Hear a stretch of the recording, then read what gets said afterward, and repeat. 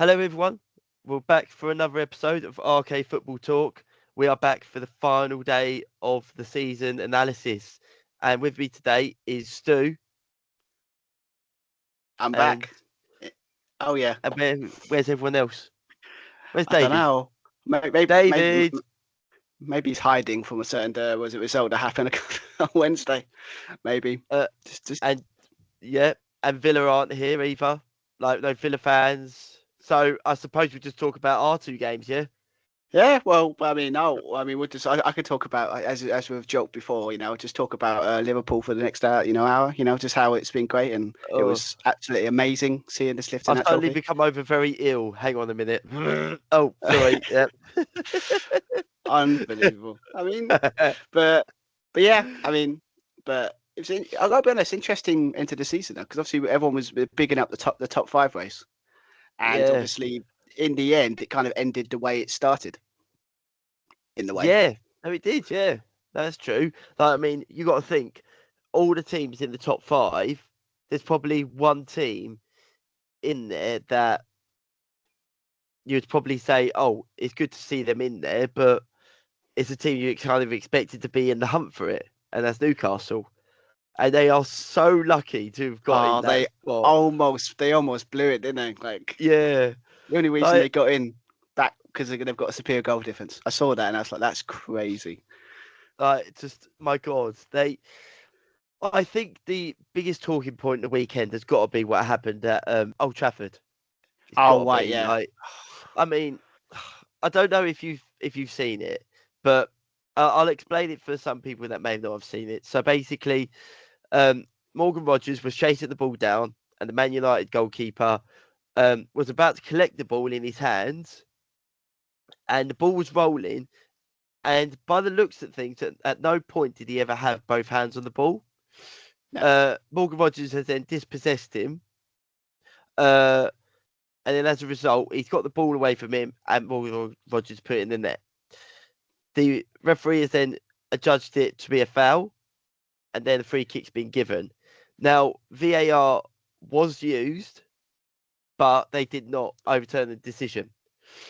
Now, before I get your opinion on this, Stu, I did want to read out a quote that comes from the FA, and it's Law 12, fouls and misconduct. Okay, and it's to okay, do with this goalkeeping here. okay. In goalkeeping, a player with two hands on the ball is considered to have possession of the ball. This means other players cannot challenge or kick the ball from the goalkeeper's hands if they have two hands on it. This control does not include punching, double-handed saves, or a fingertip on the ball.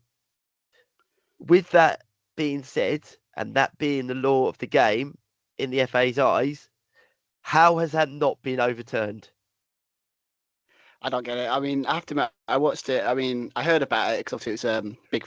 Everyone was talking about it, obviously online, obviously at the end of the obviously final day. But I obviously just literally just watched it. I think like now, like was it like before we would start recording? And yeah, I mean, technically he did hold on to it, like he did hold on to it, but then he released it. Like he's just like he never had like full grasp of the ball. So Yeah, like, and it's so technically by that definition, it's like he should be had like that should have stood. And it's the idea that basically the ref blew it as a foul, and then apparently for what I've heard, and maybe you've heard differently, is because he blew the whistle before it went in, VAR couldn't intervene. So, yeah, so I got a feeling if the VAR did intervene, I mean, this is only guessing or speculation. You would sit there and say, "This not it's, like there was no control of that ball. He was not like he didn't like put a full grasp of the ball because he got it and then he lost the grip. If you know what I mean. I mean, it is a bit. We're talking about small margins, but that decision, as you could sit there and say, cost Villa Champions League football. 100%, 100% agree with that. I think that people will sit there and go, "Oh, but Man United scored two goals, so even if they scored that Man United would have won the game." But the momentum at that point in the game would have then gone in favour of Aston Villa, and they would have gone 1-0 up, which means that actually Villa probably would have gone on and won that game because they might have then sat back, like everyone behind the ball, and have gone on to win the game. So it's going to be interesting to see what happens because they are going to complain to the PGMOL, I believe they is what it's called. Yeah. and obviously try and see what they can do. But there's nothing they can do. It's over. The game's over Like, now. yeah. It's similar. It's similar to the sense of when, like, last season when we had that thing with Tottenham and Liverpool, where it's like it was a blatant goal. He was blatantly onside, and they basically and then they found out, oh, he made a mistake, and they're like, oh, sorry, my bad. We won't do it next time. I'm like, well, it's pointless now. We lost the game. Like, it's another one that there was discussions over the season that were all about the refereeing. I think we brought it up in a previous episode about the refereing quality in the Premier League. Yeah. I mean, seriously, like that was pretty bad. Like, I mean, I get it I just don't get the idea of the situation of like, he before it even got into the back of the net, he blew his whistle. Wouldn't you wait and then blow your whistle? Because if he did that, VAR would have seen it, and then we would have had a different conversation. But I don't know. It's just it shouldn't be a situation that we're talking about refereeing decisions in how the season ended, because obviously it was getting quite nail biting at that point. I think I think Villa needed a point. I think, and they were in. That's all they needed. Yeah, exactly. And if now they're out of it by goal difference, it's just like it must hurt, because they've been really good this season. Villa, they've been really good. They've been very good. Probably you'd say from November onwards, they really picked it up and were probably one of the better sides in the league from that point. Mm-hmm. Unai Emery's a superb manager, and I can actually see them, as long as they keep hold of their big players, I can see them doing quite well in the Europa League, like with that squad. But they need to keep hold of their big players, and one of the big players they need to keep hold of was someone that actually let them down in Emi Martinez. I mean, what was he doing?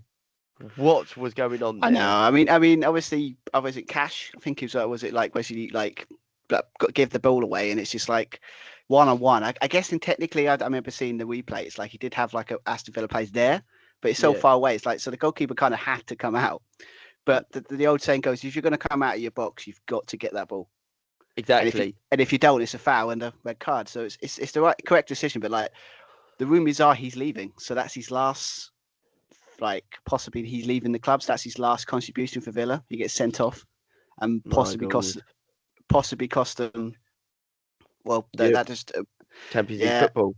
Yeah, but he had to come out. It's like when it's like we got, what's it? Was it Højlund? Like, he goes past him. That's a goal. So we had to stop him. But I actually argued this. Now, the thing is that I do agree it is a red card. I'm not disputing that. Right. He is Højlund knocked it past him. But the thing I don't understand is that Emi Martinez could have actually slowed down and sort of, that like sort of shielding. He could have done that just for a minute, just to allow a player to get back behind him or something.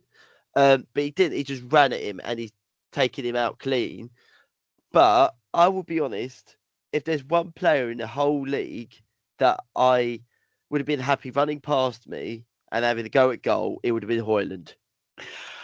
Yeah. I think personally it's not a goal scoring opportunity because the quality of the player has been so poor this year. That's actually a yellow. if only football was like that, right? Basically, like imagine. Sorry, I don't believe you would have actually scored that, so that's actually a yellow. If we went by that logic, like basically all the relegation sides, like I mean that is sending off, but because you're really poor in front of goal, we're gonna keep it to a yellow. I think just keep it simple. But, oh my god! I was just shocked. Obviously, like we could all. I wouldn't say like going to Man United after losing the Europa League finals to top them. Like no one's up for that game. Nothing to fight for Man United. You would think that Villa should have gone over the line. I mean, I think I looked at their form table. They're actually being, except for obviously I think they lost to City. I think that loss to City has probably done them in the end. Yeah. But like they're in pretty good form the last 6 games. So it's just, I don't know. It was just funny. Small margins. Yeah, it really was. I mean, the idea that basically like was in Newcastle got in by the like goal difference, and obviously they lost their game. So the opportunity was there. But exactly. But I mean, you got to give credit to Newcastle, like League Cup triumph and a Champions League place at the end of this season. I mean, that would it be fair to say that they've had the best season out of everyone in the league? Maybe, probably you'd say Liverpool is probably on par. You would probably say out of But everyone, I maybe. mean, by expectations. I mean, I think obviously with Liverpool, it's obviously like obviously it's going to be a situation then with the best season. Well, they obviously have had the best season because they've won the league, so they're obviously. Yeah. But yeah, I wouldn't be against that argument. Probably for the fact that obviously from the start of the season, I mean, I put them ironically where they finished fifth. Ironically, I didn't know there was Oh, here we Champions League go. in. Did you do a Yeah. whole league table at the beginning Oh of the yeah, 100%. season? Did you? No, I mean, Oh, I predicted the whole table. Yeah, from the start of the where season. is it? Come on, come It's on on. my Instagram, like, funny enough. I could probably find it at some point. What do you mean at some point? I'm finding it now. I Oh don't. no, we don't need to go through the exact predictions because I've got It's one or two okay. that. It's okay. It's okay, Stu. Don't worry. We support What? each other. I'm a firm believer in that. Oh wait, here we are. I mean, Like you've dug yourself in here. Well, I mean, it's going to take too long to find, so you let off. ironically, I'm planning to but I should probably hide for some of my predictions. But I think I might do a video on it just to. And there's one prediction I got that I'm pretty ashamed of, but we're interested in going through it. But yeah, I mean, yeah, I think the statement you said, like, I agree with that. I mean, going in, I think last season they were disappointed because obviously with the injuries and stuff like that. But like this season, it's just been they've still got the same problems. But yeah, I mean, I think the idea that basically they entered that was 70-year wait for a trophy, and then they've obviously got Champions League qualification. I mean, it's probably exceeded any expectations I would assume from the fan base that would be, because obviously everybody Yeah, else around them is either overextended, maybe like Nottingham Forest, but like maybe like people around them probably were more like relieved that the season's over. But I think Newcastle would be like, yeah, this has been a very, very good season. So I'm not. I think I probably agree with that statement. To be fair. yeah. I think the other thing as well is that I'll be honest, it did go through my head. We was winning our game, and we'll get onto that in a minute, of course. Aston Villa were obviously losing, and Newcastle were losing, so they were in the top four at that point, at top five, sorry, at that point. But before Villa actually started losing, the thing that actually went through my head wasn't Newcastle missing out on Champions League. It's that if they miss out on Champions League, is Isak going to stay? But now they've actually got it. You'd have to say Isak's going to be staying. Yeah, Unless no, some he's. humongous bid comes in, he's got to be staying. Oh yeah, I mean, obviously, I think David, as he's pointed out many times, obviously he's put like 100 million, 150 million. Yeah. Yeah, he's not got. I funny thing is, I think I've got a feeling that even if they didn't qualify, I think he would have stayed because it is a project to that Newcastle side, and it's like you can see if Yeah. he could instead of a couple of years build himself like they could become like a couple of years. I could see Newcastle challenging for league at some point if they keep this progression up. But Yeah. but like I'm not. I think it's yeah with Champions League football, obviously with the money they got, like, and obviously everyone's desperate for a striker this season. Everyone pretty much. So and Liverpool, why for the money we'll be spending. I don't think maybe we're going a bit overboard with certain players we're going for, but yeah, 150 million is not really our kind of style. So I could see if anyone's going to do it. Obviously, Matt Ty did mention in the previous episode, it would be someone like Chelsea that would do that. I hope we don't. I hope that we are going to be sensible and actually, if we are going to go in for a striker, go in at a like, don't blow the bank, because if anything, that puts too much pressure not just on the player, but far too much pressure on the manager to then get the best out of them. That's what I think. yeah, I When it mean, comes, it's interesting ones. It's like it's in the summer with Chelsea. Is it going to be another one of those? Okay, we're just going to buy that player, that player, that player, that player, that player, and we're going to pay this money, and go absolutely insane. Or you've got okay, now we've got a team now, settled team, kind of roughly know what we want to play. Now we just need one or two additions, and then be more sensible. That'd be the yeah. interesting one with Chelsea. The thing with Newcastle as well, and this is what I'm most impressed by, is that in the time that they've had these new owners come in, and they had Eddie Howe come in, at no point have they splashed the cash compared to what Man City did when they got the money. Chelsea, oh God, there's another one. Like, well, yeah, like those are the main two. the main two, you would say. No, they didn't do that. They were like, right, actually, what we're going to do is we're going to build a structure, build a team, and we're going to like scout well. And you'd have to say they have. Like, there's very few players you sit there and go, they weren't a very good signing. Most of them have been, which is actually a very good sign. It's now whether they can now take the next step and actually make this into a team that, like you say, is going to be a title contender. I mean, I'm obviously not trying to show my age here, but like, I remember when Newcastle were title contenders back in the days. Yeah, I mean, I weren't quite as old as you. Like, unfortunately, I wasn't around when the Blitz was happening. But you're funny. You're funny. Only a couple of years older, so you make it sound like I'm like an ancient later, but born in like the 1950s or something. But yeah, I do agree. They were obviously title challengers at one point. They had obviously, is it Osprina? Am I right in thinking that we're talking about 96 and stuff like that. Yeah, yeah. They had obviously Shearer there. Andy Cole was there at one point as well. Well, 94. Might be 94. Yeah. Yeah, something like that. But yeah, they had all these brilliant players there.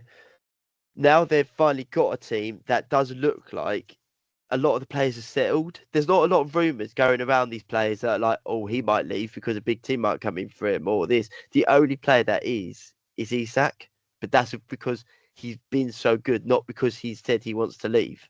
And everyone needs a striker basically this summer. Yeah, So like it's because obviously it's either Isak or what's his name? The one that plays for Sporting Lisbon that scored like 60 goals. Oh, Gyökeres. Is it Gyökeres? Something like that. I mean, it's Coventry of all teams, ironically. If you're, yes, that's right. It's quite crazy. It's like he's gone from basically playing for Coventry, and then there we go. and then he's gone to play to the celebration when he comes to Chelsea. I could see him at Chelsea. Actually, it seems like trying to play like because again, but again, Chelsea. I mean, it's probably a situation you do create chances, but again, you've got the same problem that most teams have at the moment. Is don't have anyone that can properly put in the back in it.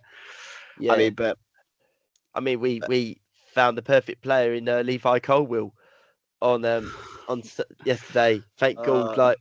Honestly, I was watching the game as the ball come across. I was just sitting there thinking, please just slot this in. Just slot it in. Like, the nerves. I was so happy when it went in. And to get away from there as well with a clean sheet, I'm not saying that Nottingham Forest were a high scoring team, but how well they played this year, anything could have happened in that game. Yeah, and we did it. So I'm very pleased.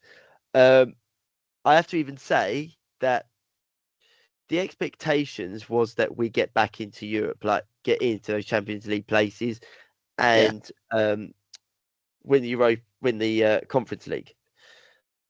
And now, yes, okay, we're doing it, but to do it is another thing, especially with the teams that have all been competing for those Champions League places as well. So hats off to Maresca. I'm very pleased, very pleased. So, I mean, well done to him. Yeah, I mean, I can understand that. I mean, obviously when he came in, because obviously it was all turmoil, wasn't it? 'Cause, again, it's like you had a good run to the end of the season last season, and then you got Willie manager, and it's like everyone's like, well, he deserved to stay, and then you got this kind of relatively unknown. I mean, kind of only tested in Leicester. Yes, he got them up, but not a lot of people were like. I mean, Leicester were devastated to see the back of the guy. I mean, he wasn't. Yeah. A lot of them were like kind of where he started to play, they didn't really love it. And then he's come in and give him credit. He's got them playing some good stuff. Yes, they had that dip like last couple of months, like 2 months season where it's just gone to kind of what we expect from Chelsea to be the last couple of years. But he's I think I looked at the top of the form table, the last 6 games. He's got the results he needed, and I mean, to go to Nottingham Forest to win is hard, like really hard this season. Not even Liverpool have done it. We're lucky to get out of that with a point. So for you to go there on the final day when all the pressure's on and do it, that's really impressive, to be fair. I think though that the one player who I've actually been not extremely impressed by, but have been very pleased with over these last 6 games is actually someone I never thought I'd actually sing his praises for, is Robert Sanchez. He's not been hugely exposed in these last 6 games, but the errors have hugely dropped, which means that there's a bit more confidence in the defence, and we've actually kept clean sheets in matches that, I'll be honest, earlier in the season I would have gone, we're going to concede here, or so like that. There's a bit more confidence, and he done well again against Nottingham Forest. And if we can just install that confidence, I'm not saying he's a starting keeper. I still think we need someone better than that in between the sticks. But he certainly made a claim that he could fight for that number 1 spot next season with whoever might come in. I mean, I'm not against that. I mean, I think he was good in that game because I went down around the pub, watched it, and there was no as much as I would love to them to put the Liverpool Crystal Palace game on. The Chelsea Nottingham Forest is the only game that had anything riding on it. So yeah, sitting in a pub full of basically surrounded by Chelsea fans, it's quite funny and it's quite interesting. But yeah, I mean, he was good in that game. I mean, what was weird about that game for me is Nottingham Forest, like he had like Chris Wood, like the guy that he can lie for goals the entire season. Oh, he skied it, didn't he, towards the end? Yeah, like I think he had one win. I think it was when he had one. He should have got at least a hat trick in that game. You know, chance he had. I mean, what makes it worse is the 2 players that have really been like solid for them. In Chris Wood, you expect to get the goals, and Sells to be the solid keeper at the back. Completely, I mean, that mistake for your winner. It's like I think he completely fluffed it, and I'm like, it's just sad because obviously he's been really good this season, and just in the final game when they needed to get something, they only needed I think same thing as well. They only need they need to win it or at least not lose. And I think that's what separates the like keepers who are like form is great to this goalkeeper who could be like world class. I think in those moments it's like that you need to be elite now to like try and get you over the line here, and he's very good, and I think he'll be good again next season. But thank you. Thank you. Maybe he felt sorry for you know what, yeah, okay, we'll let that one in. We'll just be nice to Chelsea now. They've had a good season. Let him have that. But yeah, I was just like how many chances they had. It's just like Chris Wood's like out of all the times you need him to step up to be the one that gets the goal, he just couldn't put it away. But to be fair though, they couldn't find any space because obviously you defensively you were really good in that game. Like you weren't getting that was too like in the box. It was so congested. There was no way they were getting any chances. But yeah, I mean, well deserved. I no one kind of saw it. To be honest, I didn't see it. I mean, anyone that was kind of predicting Chelsea to be in the Champions League spaces was either going by just pure hope and faith, other than actual evidence. But they've done it. Yeah. So congratulations to them. No, that's it. I think though the big hats off to Nottingham Forest. I mean, last season they finished 17th in the table, and this season they've gone 10 places higher and finished 7th, and earned themselves a place in the Europa League. I always say Europa League conference, the Conference League. No one at last season would have even thought that the City Ground would be seeing European football next season. It's an amazing achievement. But the only thing that I think that is like a real shame, if anything, is that when we mentioned in the last episode, Nottingham Forest spent so long in the top 4 to then drop out was a crying shame. Really, it really was. I mean, they were second at one point. Like I think like for a long time. Like if someone was looking at that table, I think early on, they'd be like, "Wow, there's a title west between Nottingham Forest and there were actually like silly talks at the time saying, "Are they going to do a Leicester? Are they going to go on and win it?" But obviously it didn't. But yeah, it's just basically as you said, was it form? What's the old saying? Form is temporary. Class is permanent. Class is permanent. I think in the end it just the class of what they like the team they are kind of balanced itself out eventually. I think. I mean, I've loved how they played this season. It's kind of proved that you can play, have a strong defense, just play counter-attack football and get some success. Exactly. Yeah. We enkindle my faith in football a little bit to say that you can have different styles. But again, as the Chelsea match shown, it shows that could work. But when they don't have a plan B, so when that doesn't work, then they're kind of buggered, to be honest. Yeah, I think that it just showed also strength in depth as well. Like because Chelsea's squad is just so big as Yeah. well. Like strength in depth when it comes to the bigger sides does show in these crunch matches because obviously the legs start to go. Teams are obviously hanging on. In that game, I didn't feel like that necessarily was the case, but that can be a contributing factor. But it was just a lapse in concentration, as they obviously won us the game in a way. But obviously there is one more team that did secure their place in Europe on the final day, and that was Man City. It's not much of a shock that they are back in the Champions League after the season they were having. Me and you both made our feelings clear that we really didn't want them to get it because no team should be rewarded for how poor they've been at times this season. Yeah. But they have done it with the injuries they've had. Do you think this is a huge summer at City coming? Oh yeah, 100%. 100%. Like obviously they've got what this season has kind of proved that they've got an aging. They kind of have got a little bit of an aging squad going on, and they've made the same mistakes Liverpool did when we had our team. Is like we thought we were fine. We thought we'd be like, we didn't need to change it, and then we won the league. Then the season after, absolutely, found out, we don't have to squad anymore. And I think that's what's happened with them, because obviously with De Bruyne, as much as it's like he's leaving and it's sad, and you can have that debate. We've had it on podcasts where it's like, is he the greatest Premier League player of all time? But this season he's been not very good. I mean, the idea that Busy Haaland's got 21 goals? I think it was something 21, like that. Yeah, 21, 22, yeah. That's a good season, but for his standards, that's a poor season. But yeah, I mean, I think they kind of done the rebuild in January a little bit, because obviously they spent 200 million. I think that's just insane, isn't it? Though that's insane that they just spent 200 million in one window. Like, well, not in one window, but in the January window of all of them. Like, that's just ridiculous. I mean, it's kind of worked out for them actually when you think about it. Because obviously they were going for a bit of a blip, but like, because obviously after that Southampton one, they were like, oh, is this going to be? Have they blown it? But then, no, I mean they've got off the line, but yeah, I think it's just because as rival fans, it just makes you feel like, oh, you know what's going to happen, don't you? What they do is they go in summer, they'll go and like get all the, like they say, oh, we need to rebuild. They'll buy 5 or 6 players, and then before you know it, they'll be back to the City we know and possibly love, depending what team you are.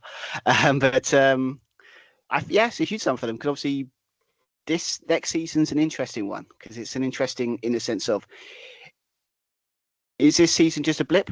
And just because of Rodgers' injury improves, or is this a start of maybe a change of like the guard? Maybe like, is it going to be like maybe Liverpool have domination, or maybe like, I don't know, Arsenal might do their stuff and they go like, is this going to turn into like just Liverpool with just a better team have a bad bunch, or is City going to have they got to change it up?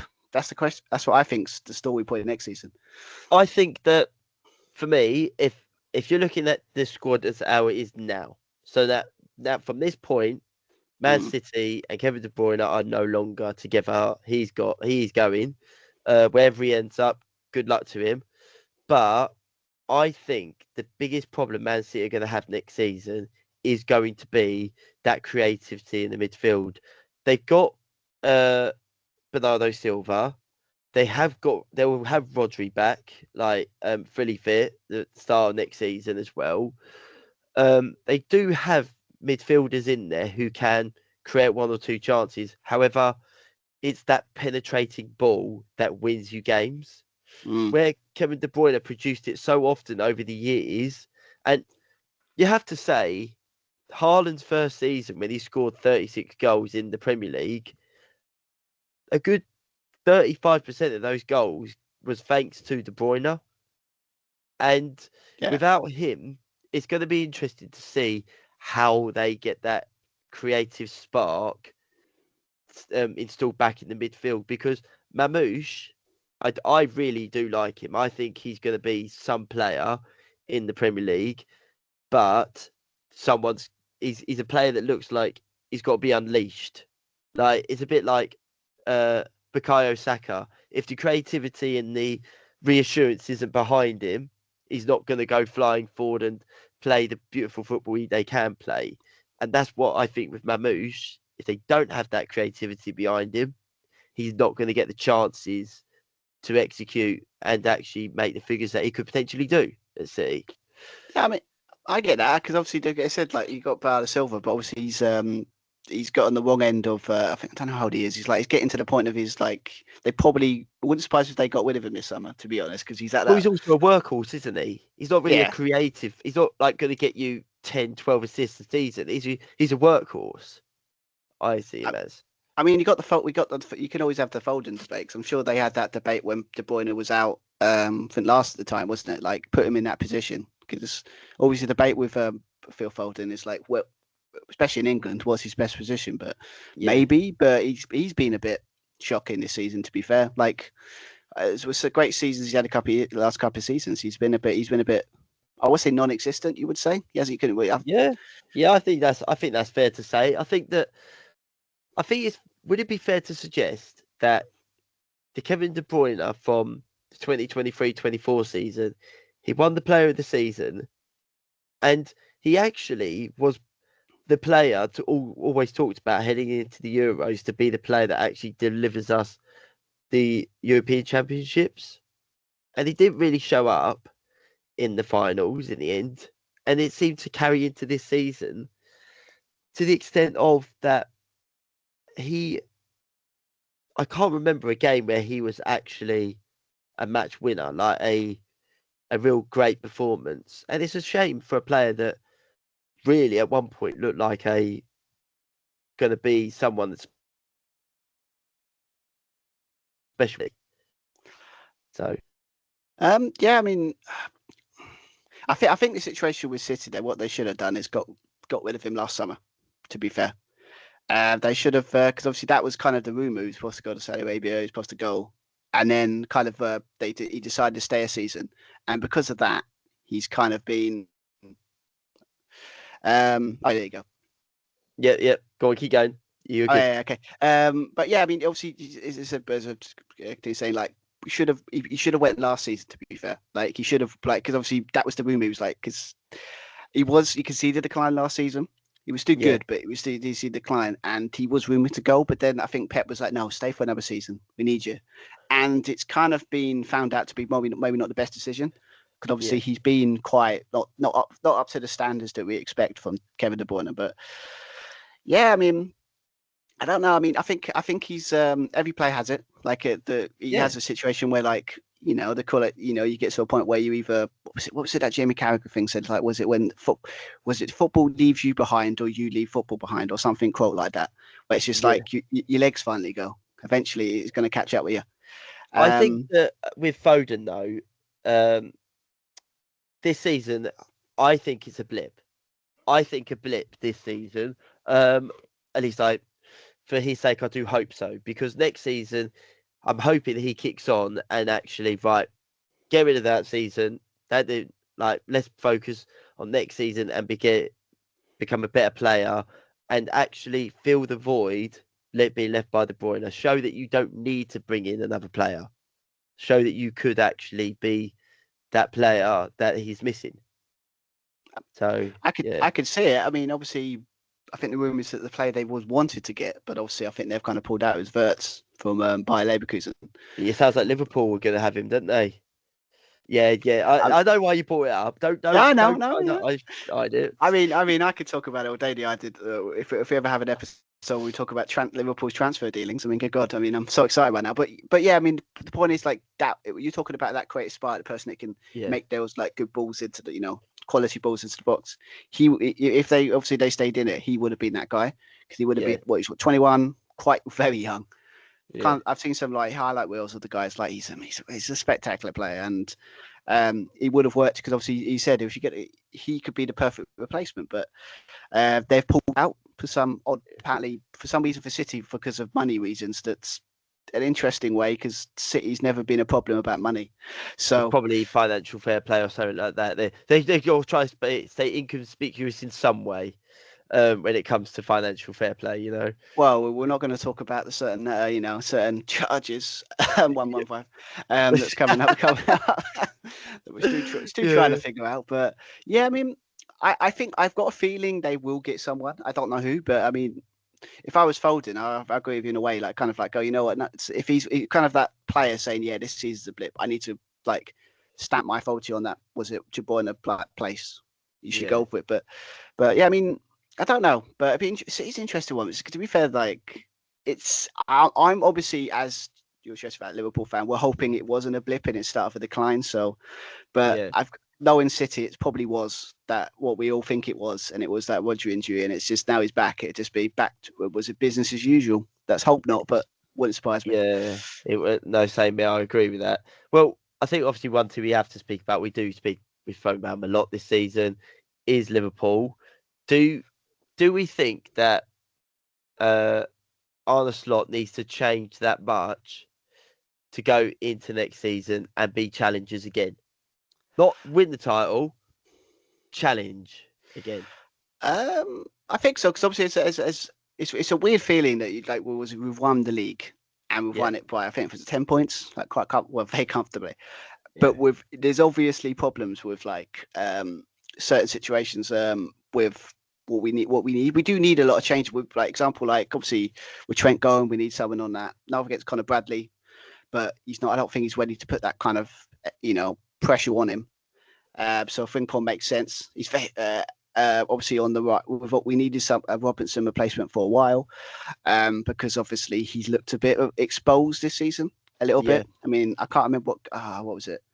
If Might there have was a been the weak South. link in that team, you would have said Robertson, Yeah, 100%. he's. I think. Before It, Trent was going.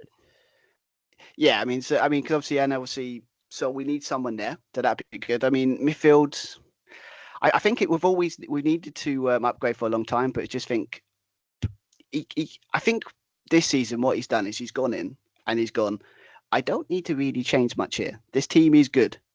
All Yeah. I've got to do is just, as he did, like tweak it, saying, okay, a bit more patient. We're going to play maybe through a bit more creatively through the midfield than it would be through like on the was it we with Trent and kind of Robinson, that kind of stuff, and just kind of tweak it a little bit. But he's obviously not playing kind of the way he wants to play. But then now he's won it. You've got the old saying, you've got to adapt to survive. Because obviously Yes. football's changing. Like it's like and if it this season proved that like the old Pep Guardiola days of kind of like positional play where it's just like you pass it around and you go there, you go there, you go there. Yeah. It's kind of going back to the days where people are just roaming around the pitch, like kind of total football days. Do And you if do you you've got, think though that a part of that, because you said it earlier, like how it's good. It was good to see Nottingham Forest doing like play a different style of play, and it worked because they obviously done as well as they did this year. Do you think that a lot of teams have bought into the Guardiola philosophy, and as a result, what's happened is that any team that plays different to that are not going to be guaranteed to be successful against that team, but they're certainly going to like throw teams off because it's like, oh, hang on a minute, they're playing this way, so we've now got to sort of adapt it and everything like this. They've like teams are always going to have weaknesses. No matter how you play, there's always going to be a weakness somewhere. But I think if too many teams play the same, like you're saying there, a team like Nottingham Forest are going to expose the weaknesses in that team. yeah, I mean, I think it's because I think what's happened was obviously because with Pep Guardiola's kind of football is it's kind of a situation of you can see a way because obviously with that kind of football, because if you've got good players that just know where to be, you can kind of put something together and you can kind of take teams that are kind of maybe not got the best players but could put a good unit together. But I think yeah, I could obviously it's kind of been exposed with City this season when it's like the only problem with that kind of part style he does is that it doesn't kind of, you can't really, what's the word I'm looking for? It's not very adaptable, if you know what I mean. Yeah. Like it's an example, like it'd be a situation of what we've seen with City this season is like when something goes wrong or one thing doesn't work, the whole thing falls apart. Yeah. And I think what go back to if you go back to the slots with Liverpool, it's like, I think what he's trying to find out is he's trying to have different options, different ways of playing in the game instead of playing one way of football. I think that's what is proven that you need to be in this way. You've got to be able to be a great defensive side, a great pressing side, and also a great counter-attacking side. And if you're really Yeah, good at all three, you're going to be very successful. yeah. But I think you've got to have a base player, and every team has that one player in there. They may not be I always think that player is in the midfield. So, for example, this season, the player that if Liverpool lost them would have been I think they would have struggled, and that's Gravenberch. Mm. I think this season, if they lost Gravenberch at any point, I think that the way that Slot plays wouldn't have worked as well all of a sudden, because I don't know what it is. It must have. I think he gave him Weetabix every morning or something like that. But he certainly got the best out of Gravenberch, and I'm not saying he's as good as Rodri, because Rodri was fantastic for a lot longer than that, but Mm. he certainly this season has been one of if not Liverpool's best player.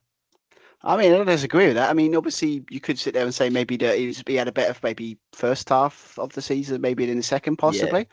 But yeah, I think it's because it kind of works because obviously you said we're playing kind of more patient football, and then kind of the way of our fullbacks and kind of defense, we're not going up as high. So that means that we're less exposed. So we don't need in the defensive midfield like some yeah. sort of Rodri player that basically has got his like ridiculous pace and can run back and hoover up any counter attacks. Yeah, I think We though that sort of player is perfect in a way. Don't you think? Like, because it's like I think Chelsea. I'm not saying he's that caliber yet, but like Calcedo, for example, he's certainly that player that he'll like clear things up, and he gets us moving straight away. It's like, right, I've got the ball, pass it on, and that's what Gravenberch has been this season. He is certainly right, clear it up, pass it out, get it forward, get the ball going, and I think that's why he's been so good, because it's not been talked about enough in a way. I don't think, because I've watched some highlights, and his distribution once he gets the ball back, it's like that. It's quick as anything. Oh yeah, I Getting mean, the ball and out.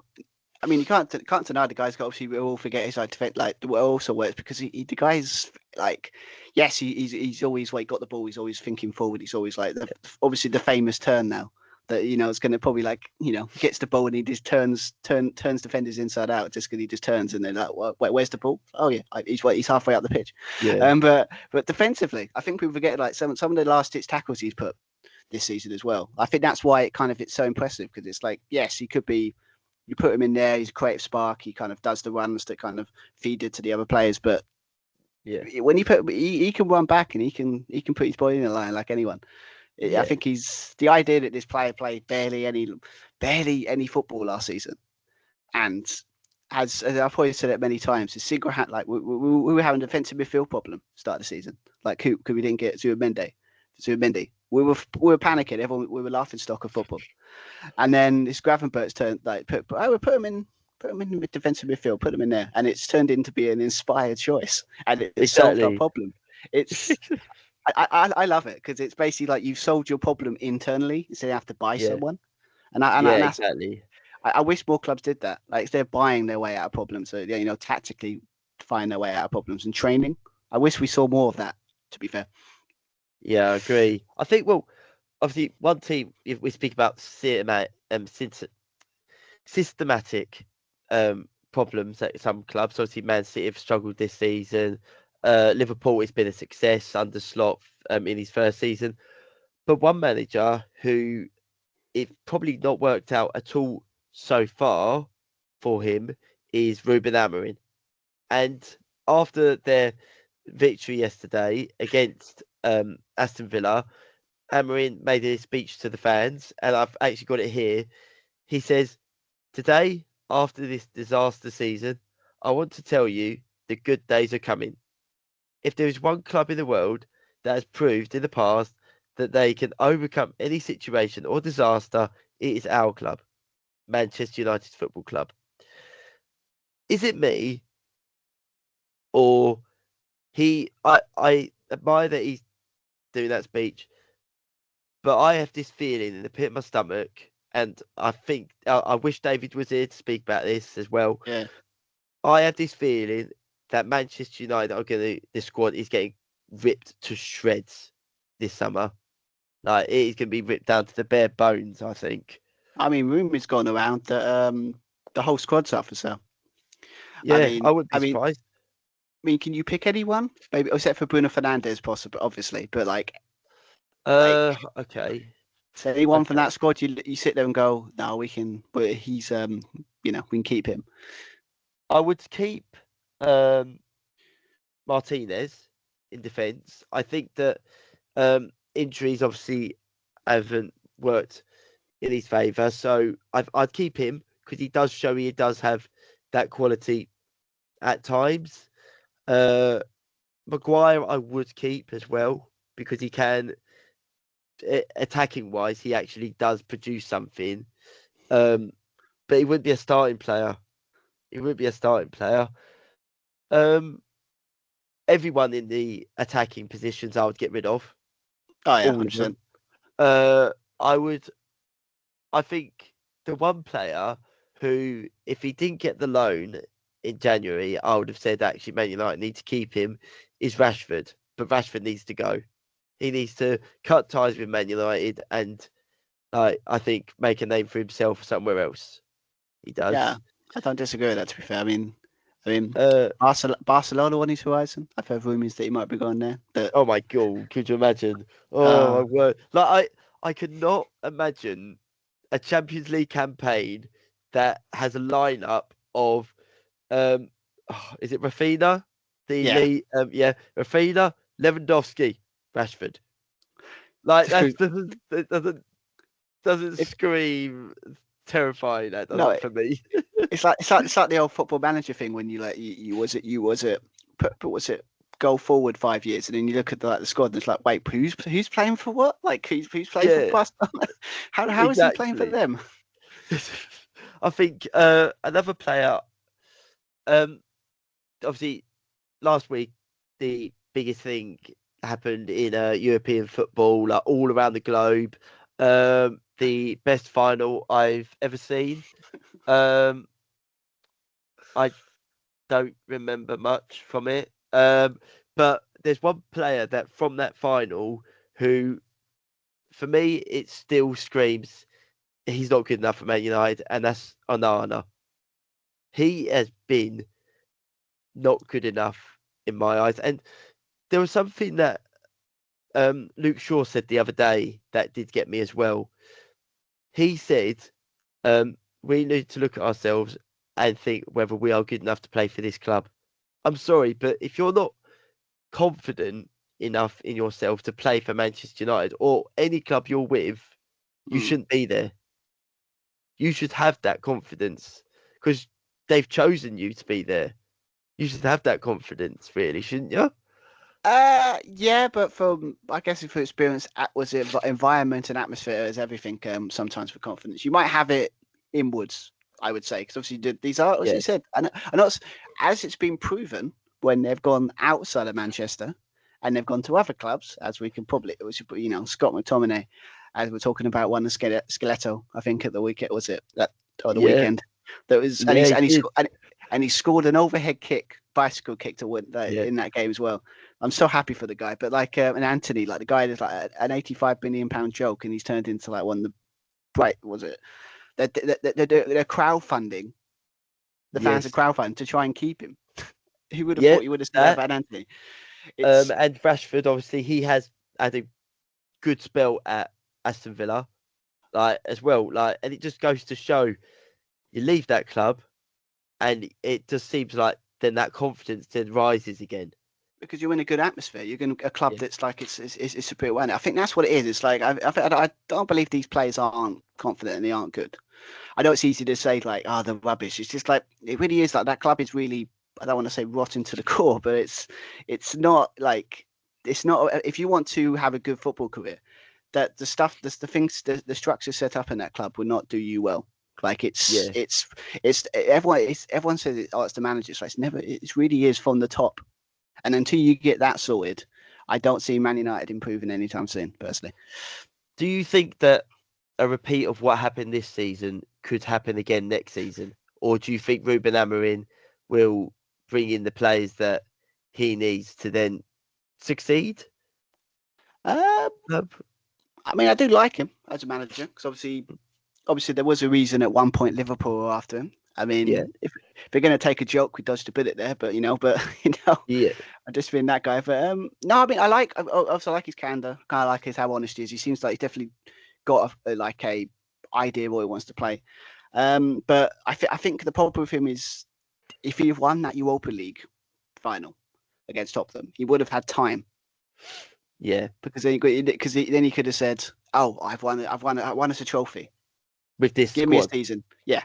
So what? yeah, Imagine what I can do with like we have the money, my players, my system. yeah, But they didn't. So basically, there's like they go in this next season. Say if they're not starting off, flying, then I could see him I could see him being out because obviously they brought this guy in because he's possibly this up and coming coach with good new ideas. But if it doesn't work out, I could see them again the same Man United thing where they get rid of him because obviously the system he's playing is it's like any other manager that has the record he has since he's come in. I think he's only won 6 games or something. yeah. And he came in November? Was it December? Was it? December. I'm sure it was December he come in. So it's I'm like sure 4 it was. months. Yeah, Yeah, it's just like they banked their whole season on win the Europa League. yeah, That's why they're playing so bad in the league, and they were putting it and then it's just they lost it. So yeah. I think with him, I could see it because he's a good manager, but it's time. I think he doesn't have as much time as he would have had, but it wouldn't. But if he gets the right players in, I think if he gets the wing backs he needs for that kind of back three, and he gets better gets the players he does and gets with the players he needs to get rid of, I could see him doing well. But it's a big if, I would say, big if with Man United. Do you think this? I'm going to be brutally honest here, and there might be 10% biased here because over the years I haven't liked United. But one thing I did read the other day was Ryan Giggs. This was, I believe, around between 2009 to 2013, where Liverpool dropped off, where they completely dropped off. I think they were finishing 7th, 8th around that point. Yeah. And Ryan Giggs said a quote, and it was, Manchester United will never drop off as much as Liverpool have because of the foundations left by Sir Alex Ferguson. I saw that quote. Remember that Not quote? only have they dropped off, they've dropped off more than Liverpool ever did.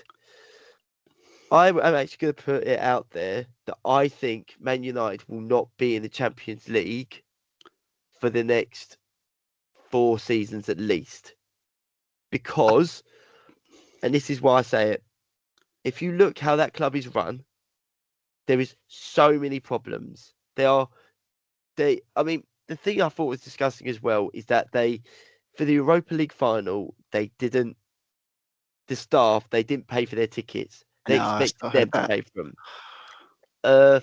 You also think as well, I have a feeling that they're going to have to sell players before they can buy. I really do think that is going to be a problem because how can they demand a player like, say, Højlund? Say they turn around and go, we're going to sell Højlund. They're not going to get 63 million what they paid for him. They'll probably get 25, something like that. 20. Yeah, exactly. They're not going to get much for him.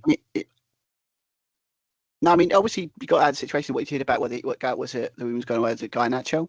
How he treated him. Yeah. Apparently, from what I've heard, I'm guessing you've heard as well. It's basically he told him his services would not longer be required at the club, but not in a private meeting. He's done it in front of a group, in a training talk, talking to the team. And I'm like, maybe I'm not a football manager, but that can't be right. No, exactly. It's not fair. I think that Ruben Amorim is a good manager, and I think that the problem, as you say, it's the club. The problem is the club, and the perfect example of that. And I'm telling you now, at the end of this season, next season, sorry, I will be proven right with this. Emerick Ten Hag will do well with Bayer Leverkusen. He just got the job there. I think that he's going to do well there and show why Man United first appointed him. Because the problem is Man United, not the managers going in. Oh no, I really 100%. don't think that. I think he will as well, to be fair, because obviously we think about how he got to the table and got noticed was because he had a young side with Ajax and he was able to get the best out of them. I mean, that obviously they're going to lose, obviously, Frimpong and obviously what Verts hopefully is coming to us as well, so we lose them as well. But and I'm not hinting at like not once or twice in this video, so you can kind of guess that I'm really excited to him to come to Liverpool. But, but he's going to lose those two players, so he's like. And it is still a quite young side. Yes. To be fair. So it kind of plays in his wheelhouse of like, okay, it's a young side that still needs a bit of, and obviously they've got with, Xabi Alonso going, they've got, it's a good group of squad team. So I won't be surprised if he either keeps challenging for that Bundesliga or he does well, to be fair. Again, it's just, again, it's Man United. Anywhere, like just when you go to Man United, you just can't, you can't succeed there. The way it's structured at the moment. I can't see them turning around and going like, I was driving, Gyökeres. He's got a £65 million release clause in his contract. He will be moving this summer. I'm dead sure he will not be at Sporting at the end of the summer. There's plenty of teams that will go up for him. Man United will not get him, not because they don't have the pulling power, because they don't, I don't think anymore. They also don't have Champions League football. They have no European football whatsoever next season. But the biggest one of all is I don't think Man United will turn around and go, yes, let's just put 65 million on him. That I don't see him doing it. I do not see them turning around and doing that this summer. I mean, to be fair, they're broke. They are. It's been said like the reason he's laying off staff. It's like they haven't got the money. Like they've completely blown it basically. So they like that's why he said, as you said earlier, like we've got a selling club. They've got to sell players to kind of fund because they kind of if they really want a proper rebuild. But I mean, basically maybe not the same in a sense, but it's the same as Liverpool. Like for a long time, like when you heard the big players, there was never a situation of going like, oh no, he wants to go to Liverpool. It's like either he'll come to us because he was a fan of us when he was growing up, or we have a manager that can pull him to the club and say, yeah, join us. It wasn't, and that was about it. But like, with Man United, they could do that because obviously, but they're not a club you want to go to anymore. No, there's not. I am confident what I say. I think for at least the next 4 seasons, I do not see them qualifying for the Champions League. And if they do, it's because they've the scouting has been spot on. Everything would have to be spot on because there's going to be a complete overhaul this summer, and it's going to take a while for everything to gel. But then I say this. Arne Slot walked in and won Liverpool the Premier League title in his first season. So what do I know about football? Like in some ways. But the structure, that's because against everyone, the structure was there. Like before they got the manager, before when Klopp left, the first thing they got sorted was the backroom staff, the people at the top with the data analysis and everything. Like, they brought Edwards back, he got his guys in, and then they got the manager. Yeah. So the structure, why it feels like people say, I just walked in. It's like no, it's because it's a really good run club, Liverpool, and it's got good structures there. So all we had to do is focus on the coaching side of it. You didn't have to worry about like all the other stuff upstairs. Like, and I think that's the problem Man United with Amorim. It's like he's got to think of everything. So obviously that's terrible upstairs. If they do get their transfers right, I'll be shocked if they do, because again it's like. I think they brought in a guy. That's possibly like the sporting director. It's possibly the guy that's supposed to help them out and, supposed to like find these targets, have like kind of a director of football type thing. And then they got rid of him after a couple of months because he fell out with He come from Newcastle, didn't he? And then tried so hard to get him, and then they got rid of him in a couple of months. So early. There's too many problems. There's too many problems at that club. But there is one other club we need to speak about, and there's a reason I didn't want to talk about them because I can't stand them, and I've got two people at work who are fans of them, and that's Spurs. They've won a trophy. Like, I'm not going to say well done because I need a sick bucket. Like, I cannot believe. All I asked Man United was to do one job and to win that, so that I wouldn't have two people at my work going at me talking about them winning the trophy, and now it's been non-stop. It's been non-stop. Oh my god, why did that happen? You knew this day would happen. Like, it was like we should have known better because it's been that season where trophy droughts have ended. Yeah. Like, this is why I love in last episode we've kind of like I kind of want them to win, not because of I wasn't doing it for spite because it's Man United, but it just felt like a season where it would happen. Like, that's going to be. To be fair to them though, it's like that final was a perfect example of a guy that can completely change his tactics to kind of win a final, and another one that didn't, and that's why Tottenham won. Because obviously defensively they're brilliant that game. Like, there was absolutely no space. I think except for that clearance off the line that ironically came from a goalkeeper.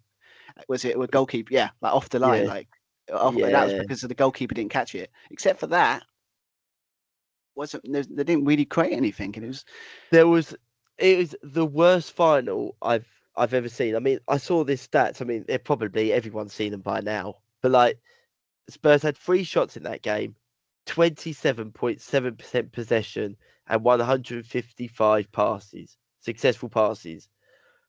That is just, for a team to have won a trophy with that, is just ludicrous. Like, how have they won a trophy? Even if the goal wasn't even crazy either, when you think about it, it's basically like I don't think he even touched it. It's like it was a scramble in the box, if I remember correctly. The goalkeeper didn't get it, and he just got a little toe in front just so he can put it through into the. It's like, as we said before last week, no one was expecting this to be. We knew it was going to be a terrible final. Yeah. Anyone that's surprised was wishful thinking, because you got 16th. Well, at the time when the 16th and 17th in the Premier League. That's not. They're not teams that have got quality, so it's going to be a bad final. But exactly. I think it's because I like Ange, and I kind of like that he's been kind of vindicated because he said he normally wins a trophy in his second season. Yes and no. I think yes, he's been vindicated in the sense of like he has won a trophy. He's done what he promised he would do when he joined the club. So kudos to him. Fair play, he's done it. But they've also lost 22 matches this season. That is like, I would not be surprised if by November Spurs are looking for a new manager. I would not be surprised. Do you think they'll keep him then? Yes, I think they'll keep him because he won the trophy. Yeah. Because he won that trophy, so many Spurs fans are like, oh, we've got to keep him now because he's won us a trophy. He's done really well, even though he hasn't. He is a good manager, but I think the biggest problem for Spurs is going to be, and I think he did actually say this, we have to capitalise on this success now. We have to. Like, we are now in the Champions League, which means we should attract the big players. They have to make the most of this. And do I see Daniel Levy doing that? No. Oh, no. Like, the guy's, he's penny pinching at the highest order, isn't he? Like, he's just exactly, not, like, we're talking about like 2 years in a row. I think it was it 2 transfer windows in a row? Like, I think it was they didn't buy a single player. Yeah. And to be fair, it did work out for them, sort of. They did get to like a Champions League final. And we're talking about boring finals. That was pretty bad as well. And it always involves Tottenham. Just saying. But yeah, it's huge because obviously now they've got the problem with Tottenham this season is purely for the fact they've got a good team. But again, the injuries piled up and they just don't have the squad. But now need a bigger squad because they're going to be playing Champions League football. So you've kind of, how was it, 100 million you get from Champions League qualification, I think it is, or something like that.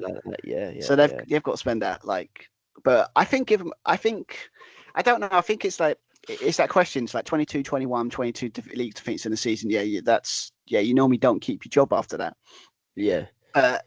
you've won a trophy. Like, what is it you want? Like in the end, they've got Champions League football and they've got the trophy, the end in the duck. Yeah. So it depends. You could just sit there and say, well, it was terrible in the whole season, but they've got a trophy. So I can see Tottenham fans going, okay, just give him a shot. Yeah. Because obviously maybe the injuries won't be as bad next season. Maybe he's learned it. Maybe he needs to adapt. Maybe because obviously that final proved that he has the ability of doing that. So maybe give it a shot. And also, except for maybe Bournemouth's manager, maybe, or possibly if they wanted to go for Brentford's manager, maybe. Thomas Frank. Yeah, I mean, I can see Frank doing him because he's a good motivator, that guy, and so I can see him going to stop them and badly getting that team going. But Yeah. I don't know. I mean, but if he's no obvious pick, then just stick with him. True. I mean, I think that the problem with Spurs is that I just think that they're not going to capitalize upon this success, and unfortunately, they will struggle again next season. That's what I think and hope. But basically, but I genuinely think Spurs are the sort of team. Do you remember years ago, Luis Suarez was linked with Arsenal because they paid his release clause plus £1? Yes, the biggest con ever. I love that. That is something Daniel Levy would do to get one of the best players in the world. He would pay Gyökeres's £65 million release clause and a penny. He would literally do that. I would not be surprised. I mean, he's not a guy that's going to sit there and say, okay, here's £250 million. Here you go, spend that money. Yeah. I mean, to be fair with that Suarez one, it's quite funny. I think I heard a rumor was like that were heard back then. It's like that was never true. There was never that release clause. So like he kind of like there was a Liverpool kind of goaded him into making that transfer, but it didn't exist. So like it was never they'd done it thinking they were clever, but it was never a thing. It was never going to work. But yeah, I mean that's the thing with Tottenham. It's like they've got in Champions League, but again I kind of agree in that sense. Like they're not a club that's going to go, okay, we've got to build a squad here. We've got to spend 250 million. We've got to sit there and get two quality in each position. We've got to go for it. Yeah. I mean, unless they sell someone, but again, like the problem with that team, like it's not like they've got Harry Kane anymore. They can sell and get like a good bit of money. So I don't know. I mean, it wouldn't surprise me if they go for they go Champions League and then they finish quite far down the table in that league position. But yeah, I don't know. It'd be interesting because obviously. Ange's probably bought himself time in a little bit because now it's like, well, one trophy, like, doesn't that give me anything? And then, but this is what I mean. This is why I think they won't sack him. Nah. They won't sack him because he's just won you the first trophy 17 years. I can't see them sacking him. But we'll just have to see. Well, I think before we finish, I did actually find your predictions, Stu, for the end of the league table. So we are going to go through it to finish off the show and see how many Stu has got right. So not a lot. Now, to be fair, we start off with the bottom three, and you've done all right, I think. Leicester City to finish 20th. They finished 18th.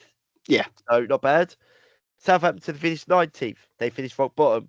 So you got two teams in the relegation zone right. And then you put Nottingham Forest to finish 18th. So now reality is now struck. I mean, I remember an interesting thing on TikTok, a guy I told about, and he said, I should never predict anything again. And I'm like, maybe he was right because I got that one completely We are wrong. all doing this next season, by the way. At the start of the season, we're all doing it. And we are going to get it wrong, but it's fun. 17th, Ipswich. Well, they did get relegated, but I'll give you that. That was close. You got Everton 16th, Brentford 15th. You're as well off there. Wolves 14th. I think that's actually right. I think you're right there. I think they got a bit higher. I think I'm sure of it. Let's have a look. Let's have a quick look. This is where he's hoping now. He's praying. Oh, they were 16th. Oh, 5%. So close. Then you had Fulham 13th, Bournemouth 12th, Palace 11th. Not bad. I think you've done all right in the bottom half, like ish. But then it gets to the top half, of course. And this is where the fun begins. So you got Brighton 10th. They finished 8th. So not bad. Yeah. Not bad. West Ham 9th. Okay, I can defend myself on that. I can defend myself on that one. It's because I think I was watching. They bought a lot of good players in the summer, and I think I was seeing like I think they got that guy from Borussia Dortmund, and I was like, oh, then maybe they found the missing link. But I put my hands up with that one. I think I got that completely wrong. Chelsea 8th, which I think at the start of the season I would have near enough agreed with that. So I'll give you that, but you're wrong.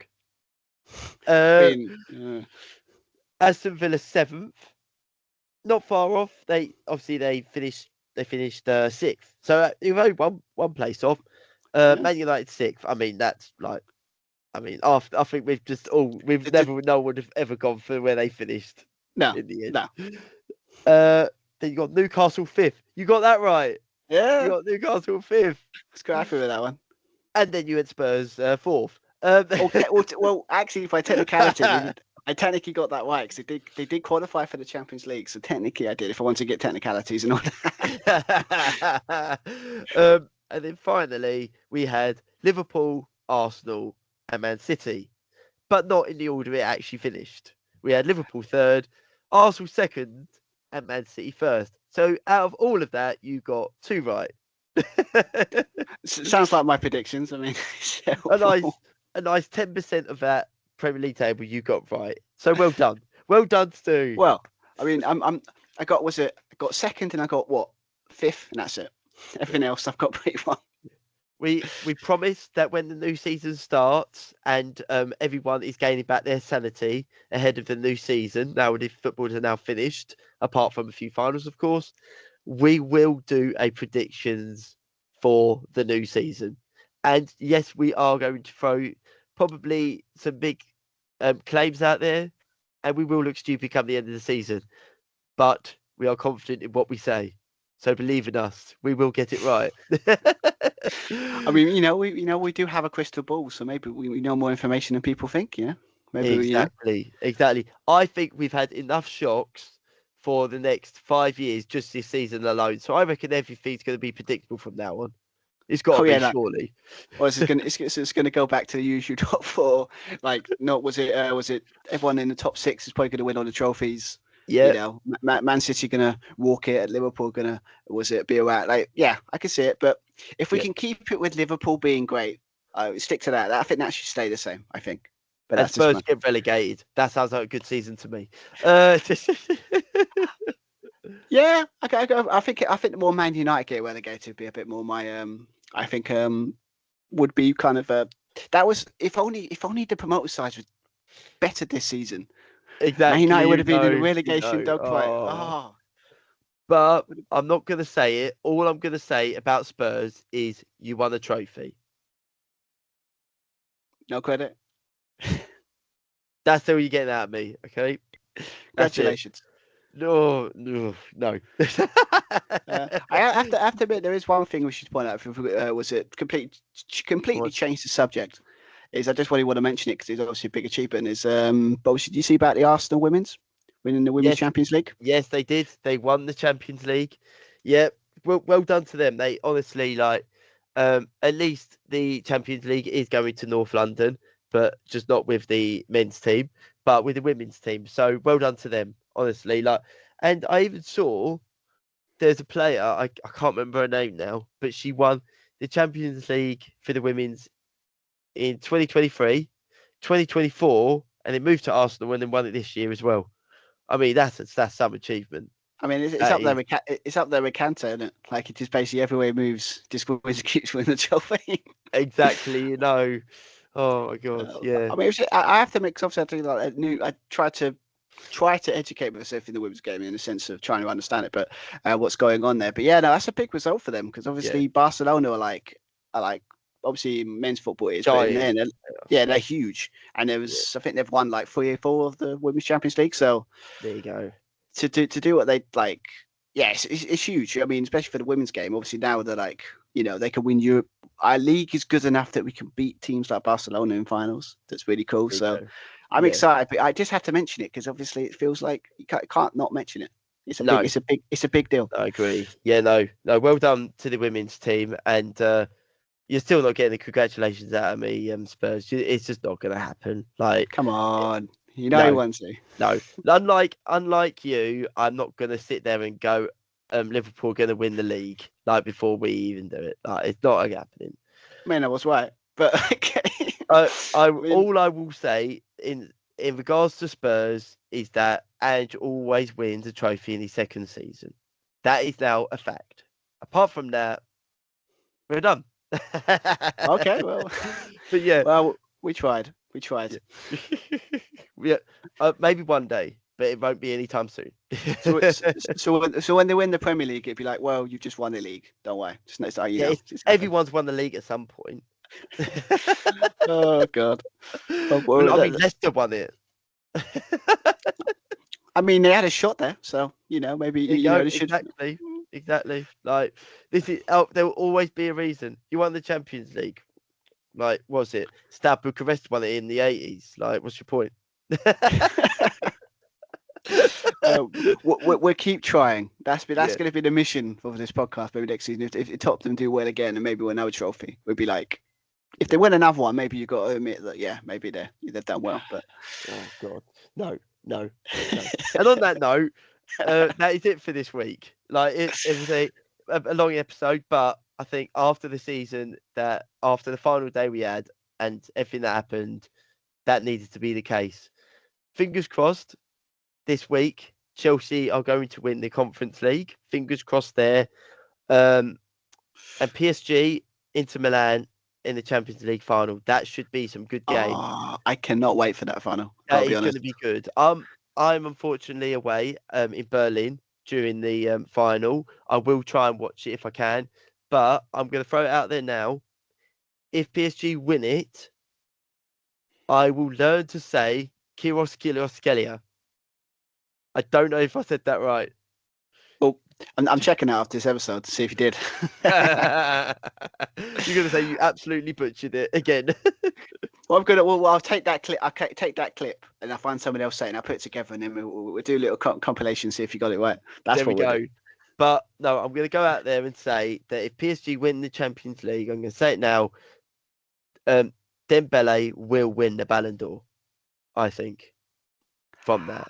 I think so. I think so. But again, it's Yamal.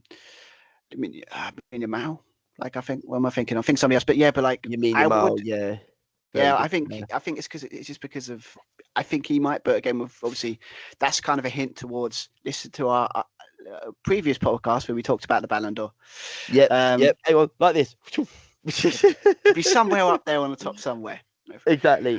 This video here, maybe. Yeah. But yeah, I mean, just leave it on this last note.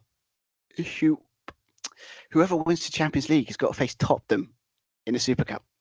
Oh please,